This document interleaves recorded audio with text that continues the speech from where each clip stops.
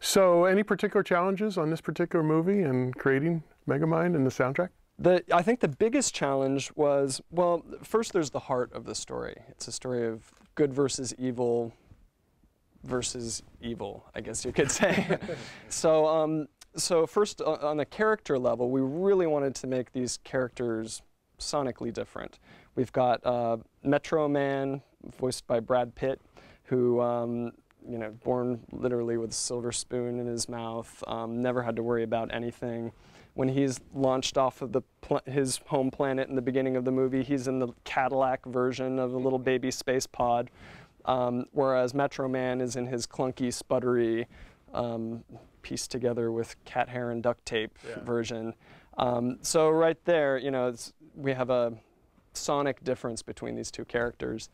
And that's kind of throughout the whole film with everybody. We've got Metro Man's eye lasers, for example, are very scalpel laser precise, versus Titan's eye lasers. We take crushed glass and make those squeal, and so that's the first challenge. The second challenge on this film, I think, was working, trying to create a track that was, we mentioned this before, not assaultive, warm, brings you in, doesn't push you away, not aggressive in the sense that we didn't want it to be abrasive. We wanted it to be a really charming track. Yeah. And in fact, that was the direction from Jeffrey Katzenberg, who runs the studio, charming. That was his one word. Like, that's what we go for. And so that's the other challenge, is balancing those different things. You know, you want it to be a full track, want it to have a lot of personality and character, but not assaultive.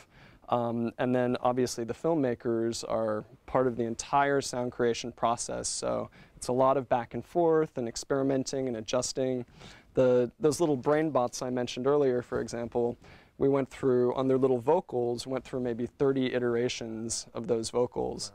And, oh no, they sound too intelligent now. Oh no, now they sound too scared, you know, too vicious. They should be kind of more simple thinking, like little dogs and a little bit cute, but, you know, but not really sure about that. Just throw some sounds in and we can see what we like. And the sound that we wound up using was my voice for those little guys going dow, dow, dow, dow, with a little manipulation.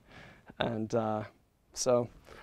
Well, I have to say, judging from the reaction I had with the people next to me, you accomplished Katzenberg's goal of charming. Oh, great. You really, truly did.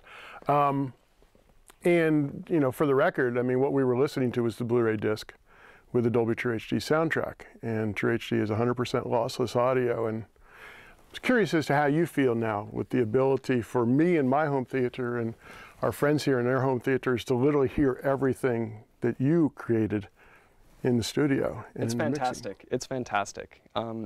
Because I'm used to having friends will see a movie I've worked on their little 23-inch television at home, coming out of little speakers, and they'll comment on the track, and it's heartbreaking and frustrating. And you know, now with you've got PlayStation 3s that can play back 7.1, and Blu-rays, and home theaters are better than they've ever been before, and rival maybe some theaters out there.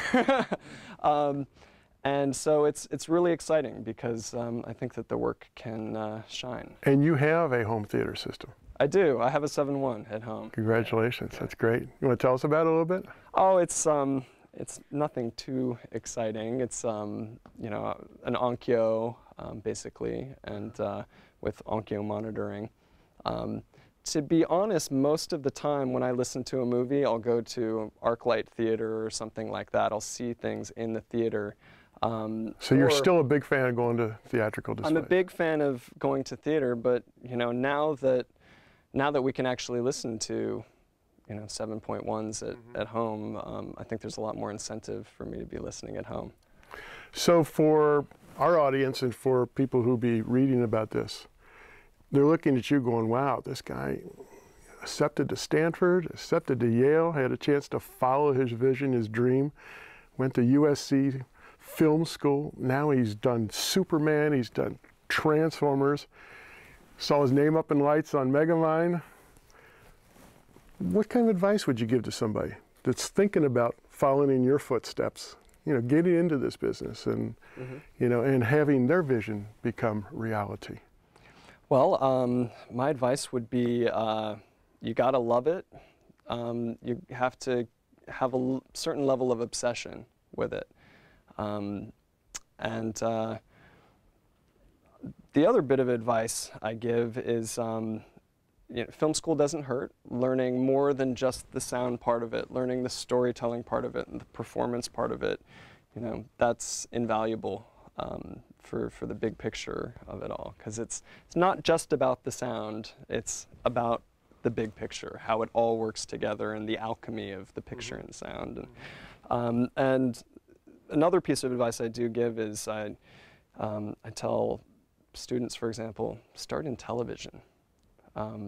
That's the best place to learn how to work really quickly, trial by fire. And that's where you started. And that's where I started. Yeah, in fact, so I graduated film school in spring of '98 and started working that next fall, loading dialogue off of quarter-inch Nagar rolls, actually Dolby SR encoded. Great format. Yeah, working the night shift. Great and format.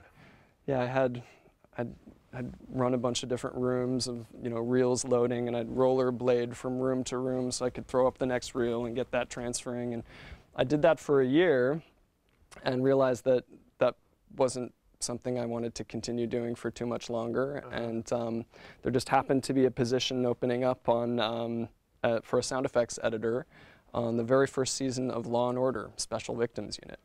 So hour-long show. I had 5 days to do all the sound effects and trial by fire, and it worked out great.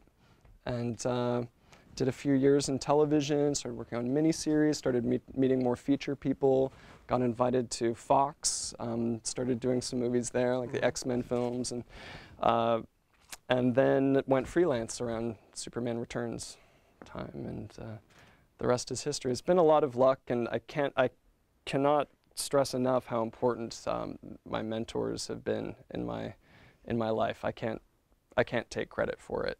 I give them the credit.